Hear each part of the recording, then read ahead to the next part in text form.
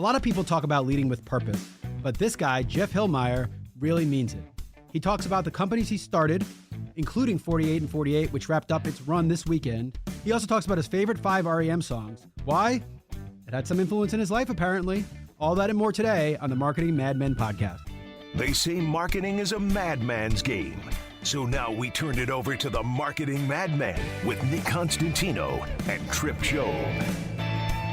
Happy Saturday. Trip Job and Nick Constantino here with the Marketing Madmen show, live from the Battery. And today we've got a wonderful guest. We have Jeff Hilimire, who is CEO of the Purpose Group, and a good friend of Joanne Harold, who's obviously an occasional guest and guest host with us here. And wish Joanne was here with us today. But Jeff, it's great to have you. Yeah, thanks for having me. Yeah, I think it's going to be fun, and just the idea of your new company, the Purpose Group. I have a feeling we're going to definitely dive into not only marketing, but how you can do good things, and be more than maybe just a way to help businesses out. So, yeah, looking forward to it. Yeah. Well, Nick, I know you had some thoughts. You and Jeff kind of caught up a little bit before. And I did some research, man. It was imperative for this episode that I did some research. So I was looking up Jeff's bio and his website. The first that you know about. I just don't announce it so readily.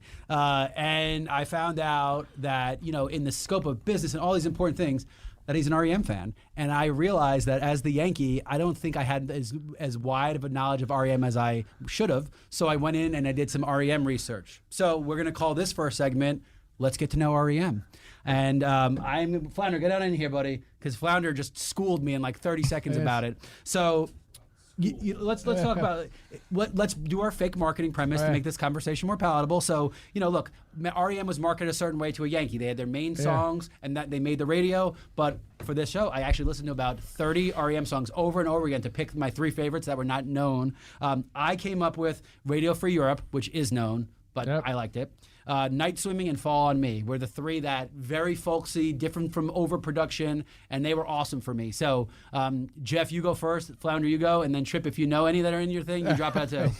Hey, you got to remember, I was here during that's why I said it, man. I don't know. Yeah. I feel like my job is done here on this already because I got a Yankee to listen to REM. There you go. It's a win. Well, you picked out some good ones. Fall on Me is really a classic that not many people know about. I go even deeper. So, my 2 favorite are Begin the Begin and I Believe. Those songs just rock. And I discovered REM when I was 14, and it was Out of Time, which was really their most popular. And I just started going backwards, and every album was better and better and better. So Begin the Begin and I Believe are my 2 favorite. Yeah. So a lot of bands that happens. Their first ones are better than the studios get their hands on it and blah, blah, blah, blah, blah. So, how do they, when they go on tour now, how do they market themselves? Are they doing the old stuff or are they doing the pop hits? What do we know? They don't tour anymore. Yeah, they're done. Yeah. And they're actually the one band that actually said when they did their final tour, they weren't going to tour anymore. So, and Michael Stipe was pretty adamant about that. So how about you, Flounder?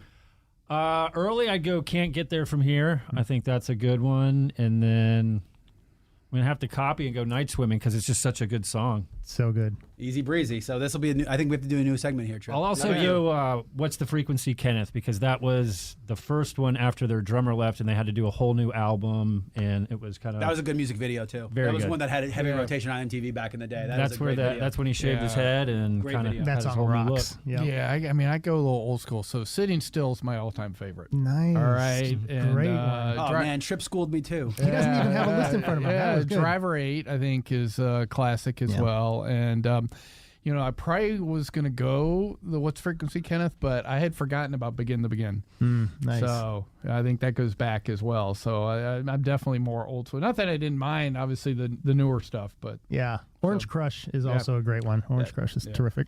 All right, so how the hell are we going to beat this conversation in the rest of the podcast? That was the most intriguing conversation we've had. I will say, you mentioned tying it back to marketing. Yeah. I actually can do that. Love it. Because my blog is named Begin the Begin, and so I've thought about this for, a dozen years.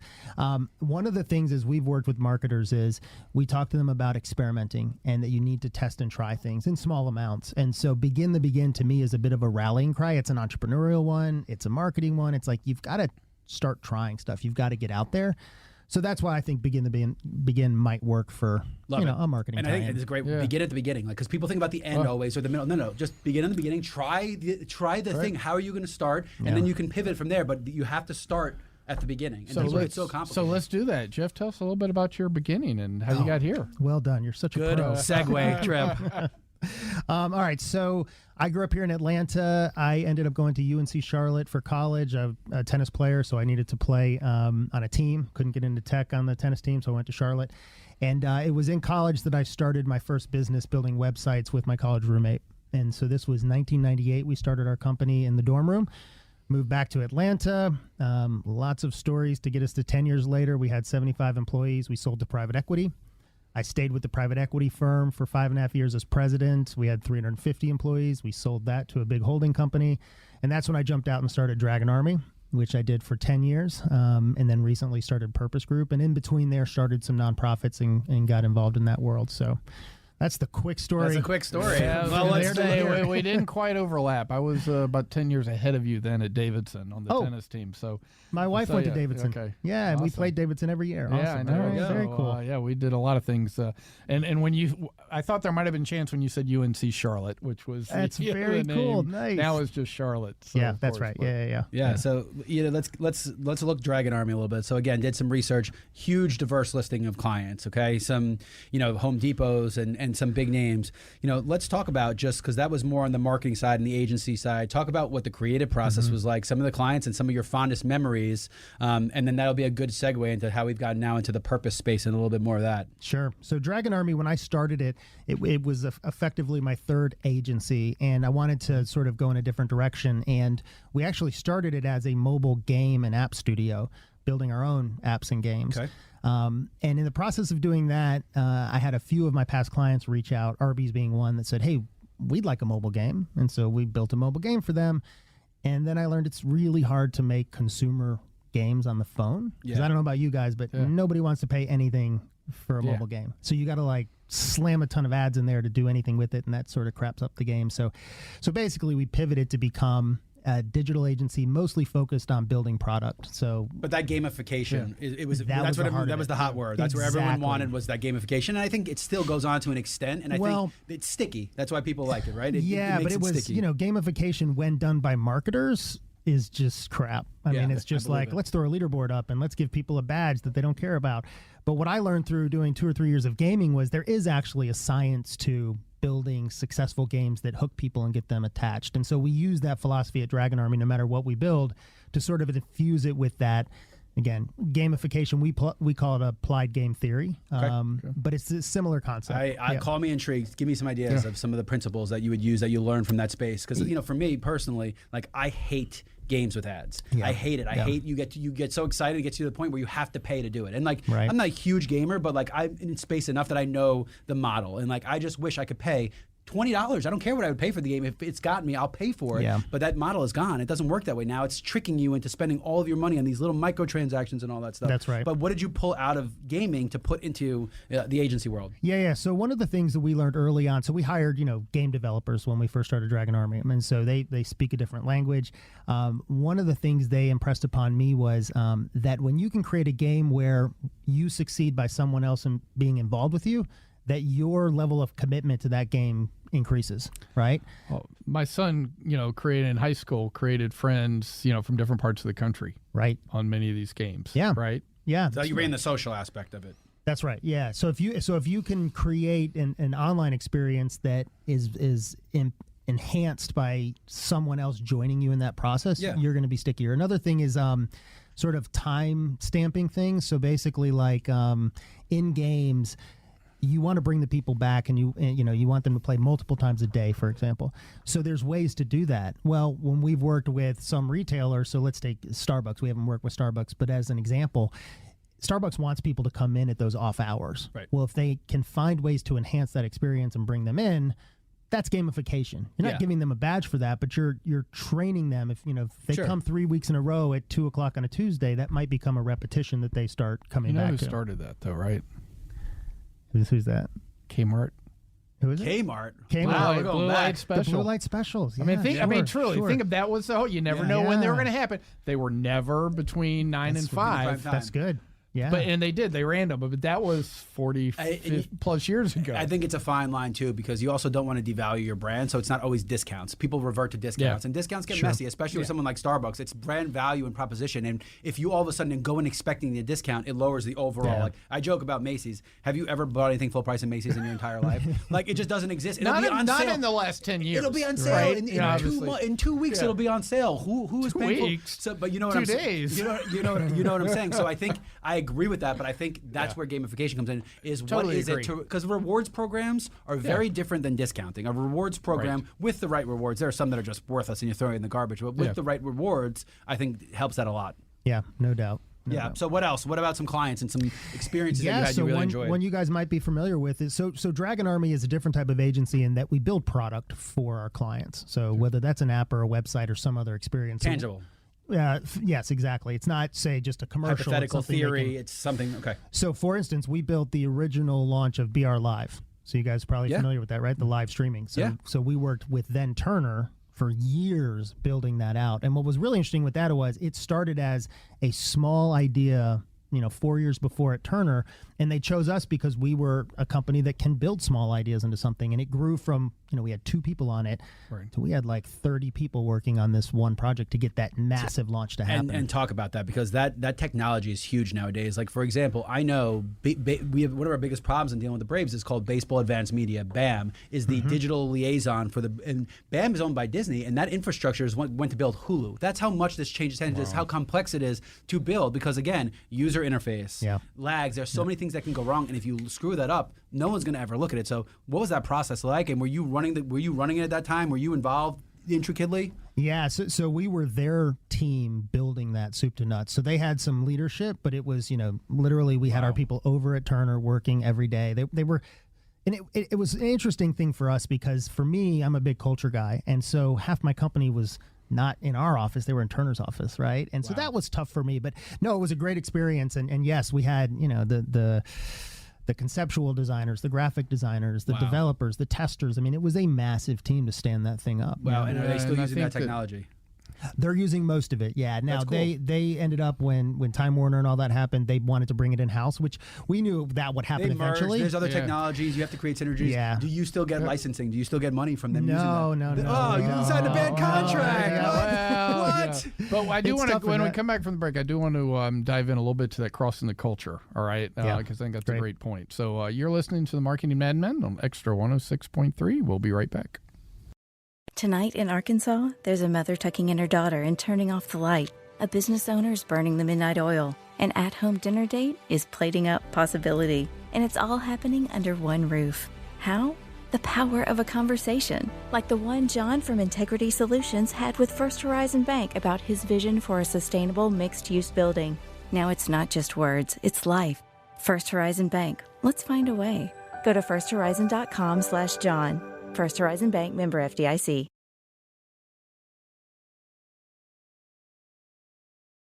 Now back to the Marketing Madmen on Extra 106.3 FM.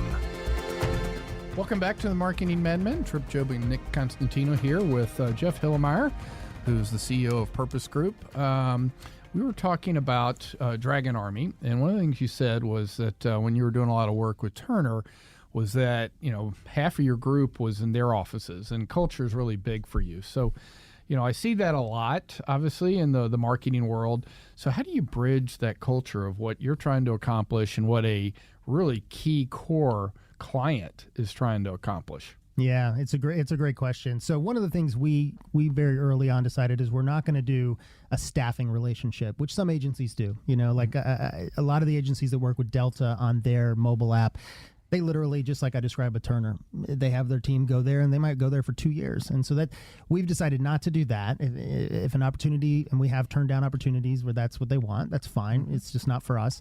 I think we carefully curate our clients to make sure that they're of a same culture and value mindset. And we have turned down clients. We have fired clients for that. But the ones that we keep, that we share, that they just become deep, long-lasting relationships. Joanne Harold, who you guys have had on this, is a perfect example. She's one of the best humans I know, much less marketing leaders.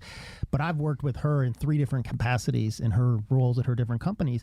And I'll keep going back to Joanne and begging her to let us work with her because she just believes in the same things that we believe. You know, she believes in taking care of people and doing things right. And she also does a great job collaborating the agencies together, which can be really bad for agencies when they're competing, which is crazy. Why would you have them compete? So because they work in their own interests and not the client's best. That's right. But if the client doesn't bring them together, so we just try really hard to make sure that, you know, we're picking clients that are correct. And then it means so much to your team when, you know, if a client's abusive, and sometimes they are, you got to get rid of them. And you gain so much trust from your team when you're willing to do that kind of thing. And it's crazy because I've seen it much more over the past couple of months, years. I'm not going to name the client, but there was one that was just, it was such a fiasco. We knew it. And the way it ended was the agency ditched the client. And I'm talking Fortune 500 mega client with mega bucks with very little oversight and accountability from what I've seen. But it sounds like Dragon Army was a hell of a business. Why'd you give it up? Yeah. Well, I didn't technically give it up. I'm just not running it Why'd you anymore. give up day-to-day operational power?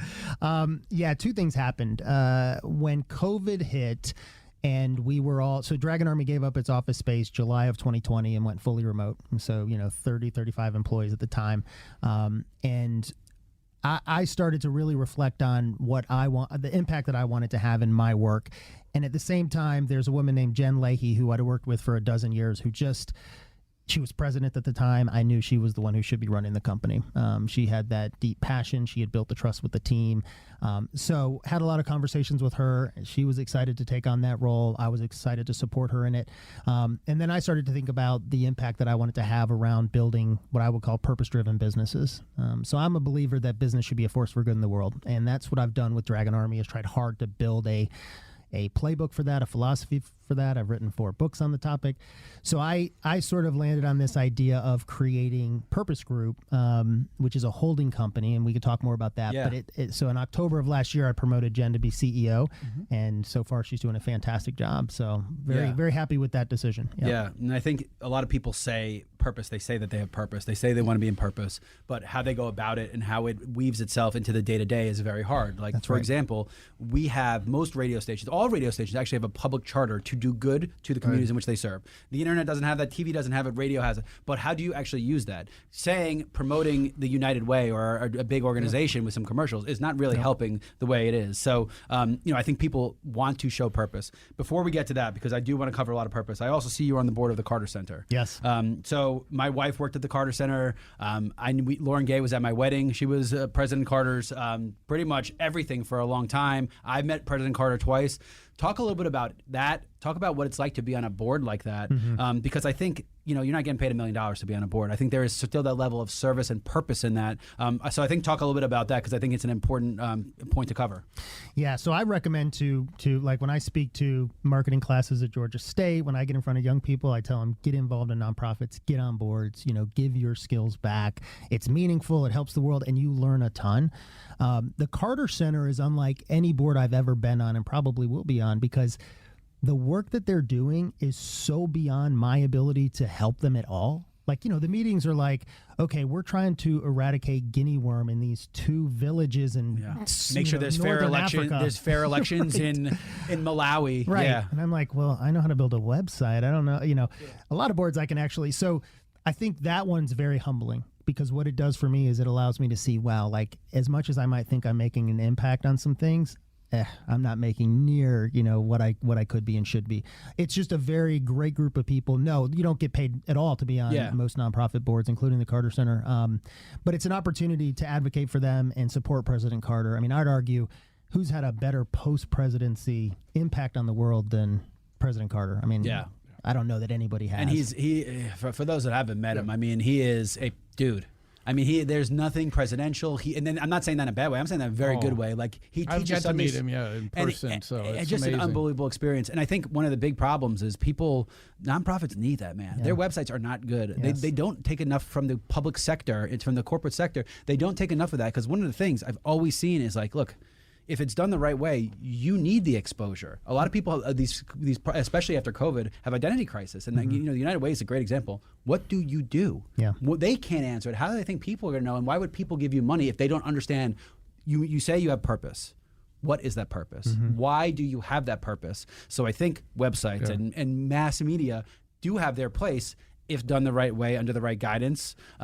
So I think that's really, really, really, really powerful. So one of the things I'll get your advice on this, because I've been on board at Kettering, and I do want to talk to you about maybe speaking to our group at some point. But one of the things I've been challenged with over the years, various nonprofits, is not getting in on too many, right? Yes. And I think, I've had some overlap, but knowing that, it's going to be a 6-month overlap, but then I'll be back on just one, because what I find is the nonprofits especially have so little resources that you really need to get. It's different than a corporate board. No doubt about it. And you have to be very intentional about your time. Too many boards, people just show up. You stay there for an hour and a half, you hear what they have to say, you walk away, and you don't think about it again for 3 months. I'll tell you guys a quick story. 2 years ago, I was asked to be on the Woodruff Arts Board. Yep. And this is like one of the most prestigious boards you can get asked to be on, right? And at first I was like, I don't think I can make a big impact. There's so many board members. And B, my plate was full, right?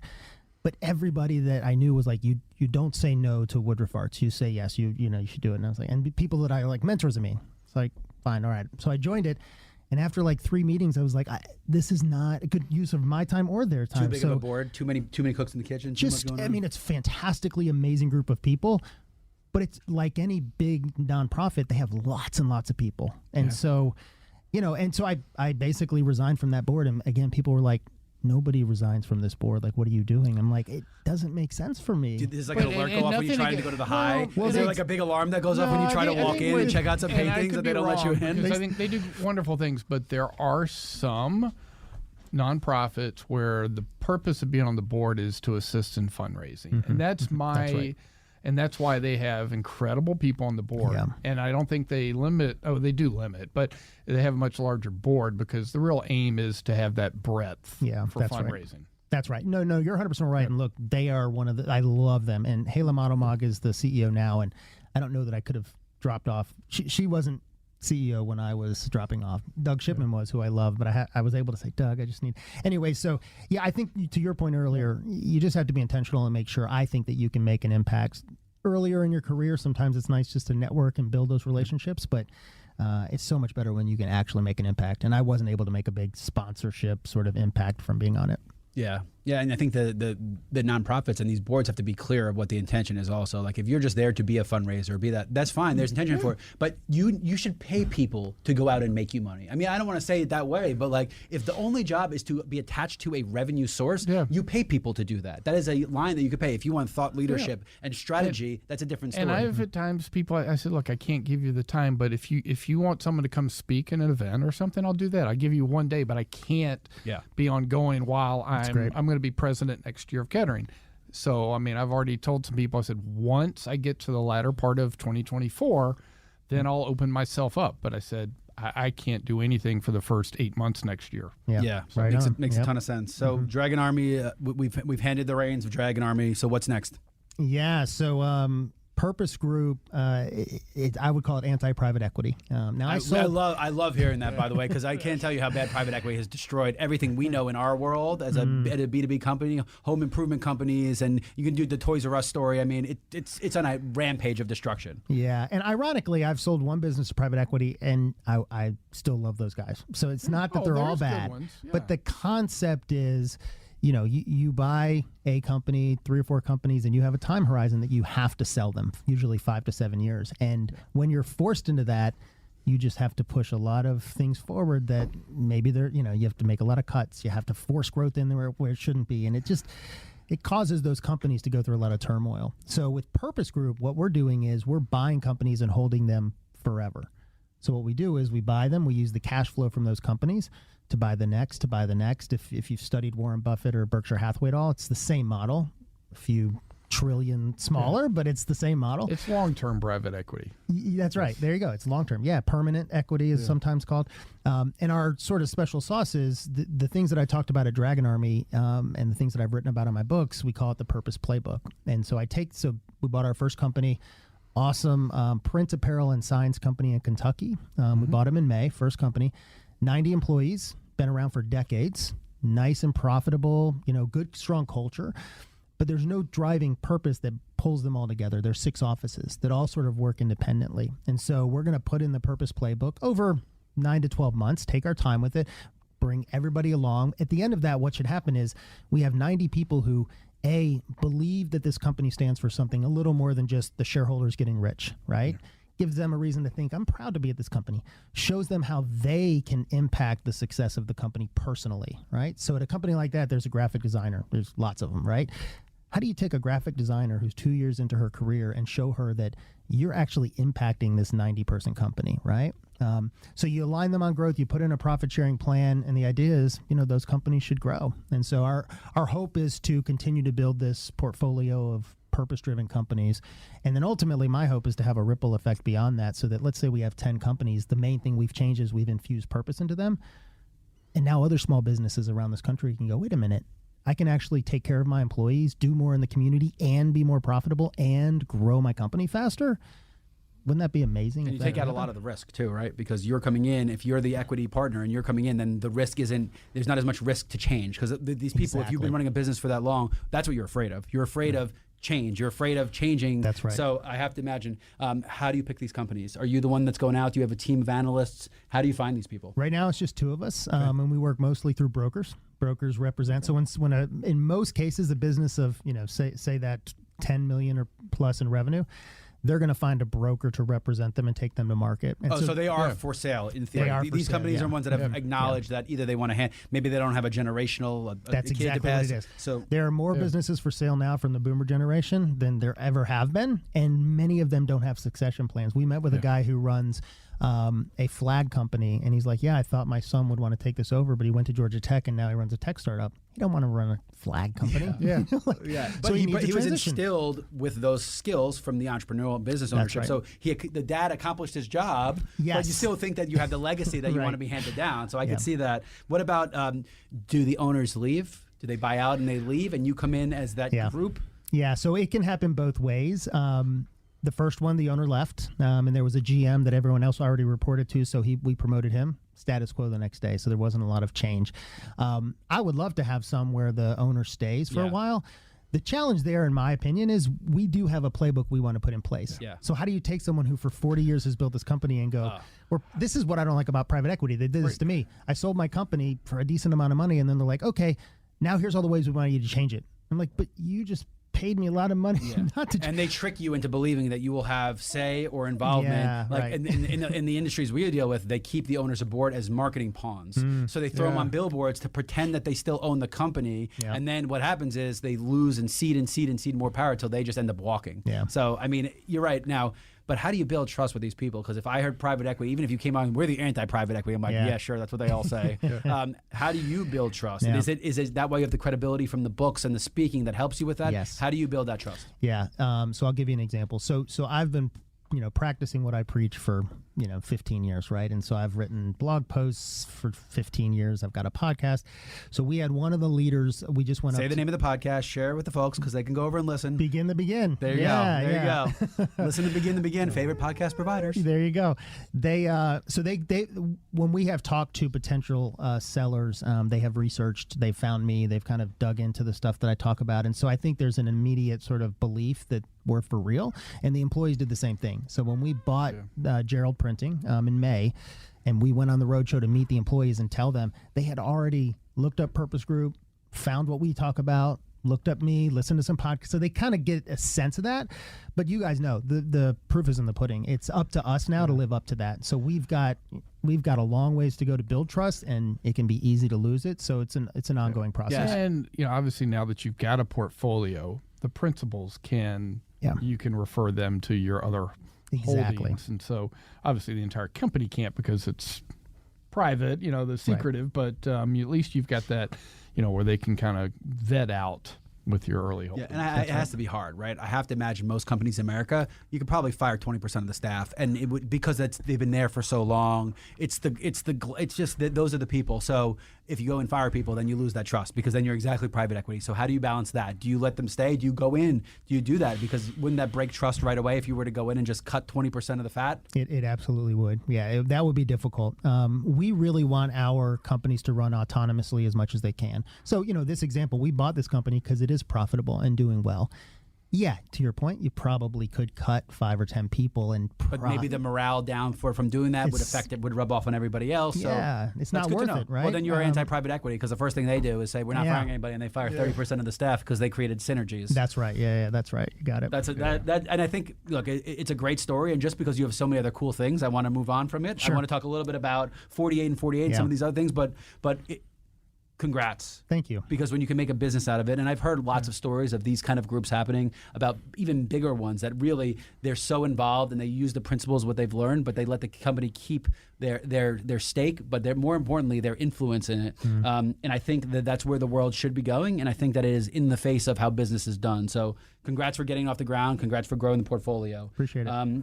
Let's talk about a hackathon. Yeah. Because again, that's that principle. I know Google does it. It's one of the most famous things on earth, but that's one of those principles that I think doesn't funnel its way down to the nonprofit segment that should. Talk about 48 and 48. Yeah. So I'll tell you the quick story on 48. So it was 2015, and I had a few years earlier, I had a bit of an awakening that I just needed to do more to give back, that I've led a very privileged life and been very successful, but some of that was because I was privileged in different ways. And so I felt like I've got to give back and try to find a way to do that. And so I realized that my agency at the time, we had 350 people, that we would go in and work with the Atlanta, Community Foundation, or we would, feed the homeless and at a soup kitchen, but we weren't using our skills to do good. And when I had seen those rare moments when my team could use their skills to do good, it was like magic, right? So I ended up on this idea that, what if I could get a group of 5 or 6 people together that could build a nonprofit website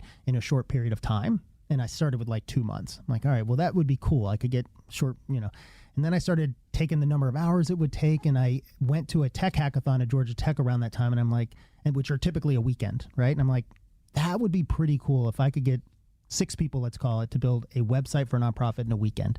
It'd be intense, it would be exciting, but sometimes that's where the best creativity comes out.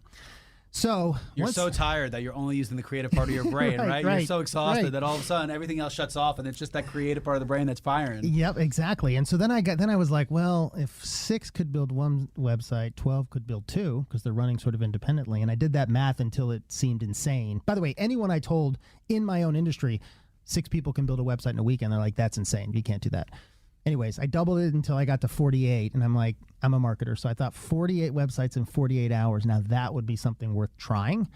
So I put the word out, and October of 2015, when Ponce City Market was a new place, we had a big space there, and we brought together almost 300 people. They showed up on a Friday afternoon. By Sunday afternoon, we had built 48 websites, and I got there Friday morning. I didn't go home till Sunday, like 2 a.m. Like I spent the night there every night. And the most amazing thing happened. So I just did this. I thought this is really interesting. And there were lots of nonprofits that didn't make it, right? We probably had 150 that applied. Only 48 could make it in. So that Sunday afternoon, as we're getting ready to sort of do the closing ceremonies, one of the developers walked up, and he was just completely exhausted and, wiping his eyes. And he goes, "Hey, Jeff, before I forget, can I put my name on the list for next year?" And I was like, thinking to myself, next year? I just thought this was a one-time thing, right? So I'm a good entrepreneur, so sure. So I got a piece of paper, name, whatever, 2016 event. He put his name there. And so I went around for about a half hour checking on the teams, making sure we were all done. And I came back, and there were like 50 names on the list. And that's when it occurred to me, what I had created was not yes, the end result were websites for nonprofits, small nonprofits that desperately need it. Man. Yeah. You gamified the nonprofit web design. What we really did was we gave people a chance to use their superpower to do good. Yeah. So these people hadn't been given that chance. And it lives in perpetuity, because they'll see that website for the rest of their life. It's not a quick thing that yeah, exactly. So you said something earlier, and I honestly, I do struggle with this with my kids or young adults, and some of my good friends' kids or young adults, late teens. And you said, hey, you're privileged, I'm privileged.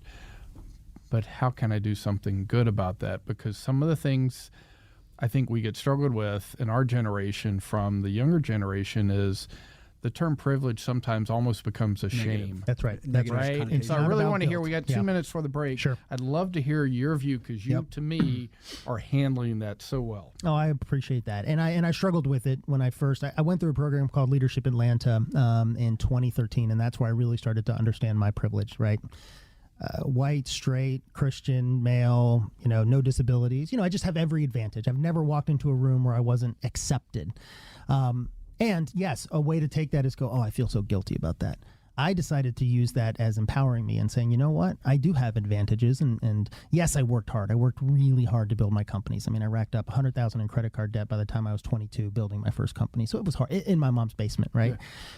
But I can use that, accelerator that I have for no good reason to do more good. And so that's what I've leaned into. Yeah, I think you're right. It's very easy. People can get very on edge when you say that they're privileged and they say, well, I work hard for everything. And it's like, it's not that you don't work hard, but other people have to work a little harder sometimes. And that's not your fault. Yeah. But let's lean into that and let's try to do a There are little also plenty of privileged people that don't work hard at all. 100%. There's also the other side of that spectrum, and I think that those people also give a bad name to it because they're as common as the ones that work hard. It's people that for just sure. were given that and they don't do anything with it. And doing it means go work a job, go bring some value to the people around you. So it's a hard line to walk, what man. you do with it. I mean, It's a hard line we can to go walk. through a lot of principles, but ultimately, whether you're placed here, whether you work here, whether whatever, then what do you do with it? That's and right. That's what I am seeing and hearing. Yeah, that's right. From the purpose group. And part of what I think my mission is just a little bit to open a few other people's eyes that they maybe have privilege as well. Yeah. And what can they do with that? Yeah, and what superpowers can they create? Exactly. Or utilize? And how does it make them feel? And are they willing to sign back up, in the future to be able to do that? So, yeah, well said. Very fascinating. We're going to come back and we'll dive in a little bit more with Jeff Hilimire. And you're listening to the Marketing Madmen on Extra 106.3. A lifetime of hard work, children laughing in the kitchen, family photos on a restaurant wall, a legacy that lives on. It all comes from the power of a conversation, like the one Tommy Hall had with First Horizon Bank about taking over his father's Charleston-based restaurant business. Now the table is set for a whole new generation. First Horizon Bank. Let's find a way. Go to firsthorizon.com/Tommy. First Horizon Bank, member FDIC.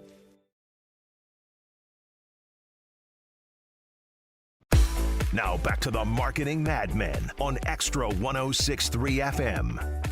Welcome back to the Marketing Madmen. Trip Job and Nick Constantino here with Jeff Hilimire from the Purpose Group. And, we've been talking about 48 and 48. And, I think there's, we hear all the things that you're doing, the great things. But, how did it start? What's, maybe what was the bounty, man? What makes those people camp out at Pond City Market? I mean, there better be a pot of gold at the end of this. What's going on? I'm telling you guys, when we first put the word out, I thought we'd have 20 people sign up. Okay. And I thought 18 of them would have been my employees. And people just started signing up.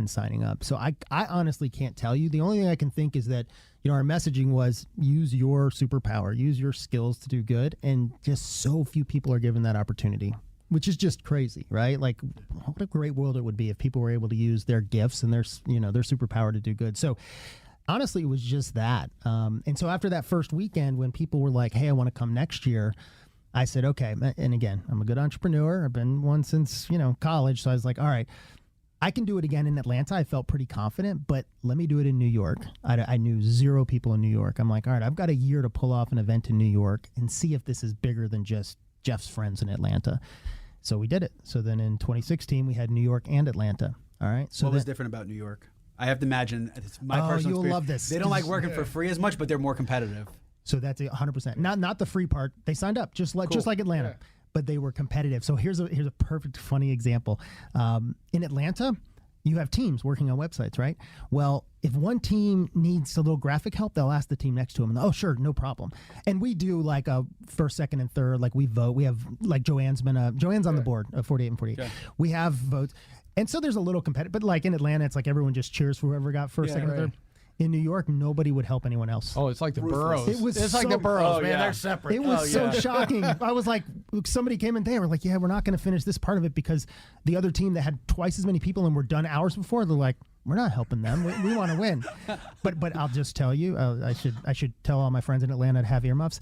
The quality was higher that first year in New York because they were competitive. But that competitive nature, and most of that is because there's so many people there that if you don't do your job right, someone's coming up on your heels to kick you out. And that is it is just, and there's a little bit more of a, personally, there's a little bit more of a hustler's mentality. Like, you just figure it out. There's not I have to ask. It's just you just figure it out. And if you can't, screw you, I'm gonna. And that is pervasive. That's also how it's been an older, more prominent city. It's because of those things. That's right. So second year, 2016, we did 2. We've since done multiple events in London. We've done Boston. We've done them all over the country. COVID hit. Now we do, then for like 2 years, we did them all virtual, which opened up the world, which was this amazing moment. So now when we have events, so our next event is in October, we'll have 200 to 300 people in person at Cox headquarters here in Atlanta. They're one of our great partners. And then we'll have like 200 people literally around the world. So Friday, it used to be Friday afternoon kickoff. We have to do a Friday morning kickoff for people in Asia. Time zones, Wow. And so here we are in 2023. We've built over 1,300 websites since we started, which is over $30 million of donated services. And it just built because people were passionate about giving back their time. And I assume you've got all different functional expertise. So it's not just developers. 100%. Right? So you got creatives and project managers, storytellers. SEO, marketing. I mean, content creators, crazy. And then, of course, people working the event, because when you get hundreds of people together, you got to have meals, you got to have giveaway. You just all do all sorts of stuff. So, yeah, no, it's a gigantic volunteer. And one of my most exciting things is for the first time, I'm not board chair even anymore. I'm just on the board. And so it allows me to let other people step up and lead. So just a great story of if you can figure out how to connect people to a purpose, amazing things can happen that you maybe never dreamed. And again, I think a website, because it lasts forever and because the results are so obvious and tangible, makes it that much more impactful. Like, what happens if you did it and you need more motivation? Well, just go log onto the website and you see it and you see what it grows, and it almost spawns a bigger web, which is, well, World Wide Web, I guess, but it spawns a bigger web, which is very powerful. Yeah, that ripple effect. And one last thing I'll say is what's happened that we didn't see was now there's companies that do their own 48 and 48 event. So State Farm they have 4 offices around the country, one here in Atlanta. They had their own event where it was hundreds of their employees. We just sort of provided the infrastructure, and it was their own event. So corporations are now just embracing it. Right there. So it's very exciting. Because you're talking about all size of teams. State Farm's a mega team, but even if you have a couple hundred employees, you still got 15, 16 engineers. You put them to the ringer, throw a little bounty on who does the best job. And here's what happens. Now you've got employees that are excited about their work. You've got people who don't normally work together bonding. Like, it's great for the corporation as well. Yeah, and I think one of the biggest fears about business these days is I feel like they're sucking a little bit of the competition out of it, and I think that competition is fantastic. So we got 4 minutes left. So Ripples Media, let's cover the last one. Yeah. So book publishing, we've had a lot of authors. My biggest questions are how you're doing it differently, and how do you know if someone really writes the book or kind of just wants to write a book? That's a good question. Okay, so I started Ripples because I wrote my first book and was ready to find a publisher, and the process was terrible. I got in front of all the major publishers, and you want to know what the number one reason they turned me down was? I'm in Atlanta. Oh, wow. Atlanta, the New Yorkers, sorry. Yeah, but that's changed, though. They were they want books from Atlanta now. This was 2019. Wow. They literally said you're in too small of a market. We're not interested. They said we love the concept, because I wrote it was a book about being an entrepreneurial leader. Anyway, so I was like, screw it. I'm just going to create my own publishing company and just do my own books. Yeah. And after like the third of my books, Joanne, for instance, who I've been friends with, so she's like, I want to write a book. Yeah. I'm like, I'd love to publish it. So now we've got about a dozen authors so far. It's a growing business. What's different about us is we take a very entrepreneurial approach. We let all the control stay with the author. They get title control. A lot of publishers will take the title, the cover. We give all that to them. They keep the rights, and we try to do it in a way where we bring the community of our authors together. So my thought is, every author that we publish, Joanne's excited to promote them on LinkedIn and give them advice. And so, and again, it just keeps getting bigger. Right. Yeah. Instead of a competitive, mess. So Trip, are we writing a Marketing Madmen book, Trip? I don't know if we were asked to, but should we do it? Take these interviews and do it. Many times. Yeah. So I'll transcribe the whole thing now. We just pick which parts we want. That's probably been my challenge, is just putting it all into paper, so to speak. My challenge is I write in very broken English. So luckily my wife's an editor, been published all over the Lancet and Health Journal. She could fix that stuff for us. There you go. Yeah. Even though English isn't her first language, God bless her for being able to get published in all those journals, and Spanish is her first language. Wow. Shows how smart she is versus my dumbass. Maybe that's the name of the book.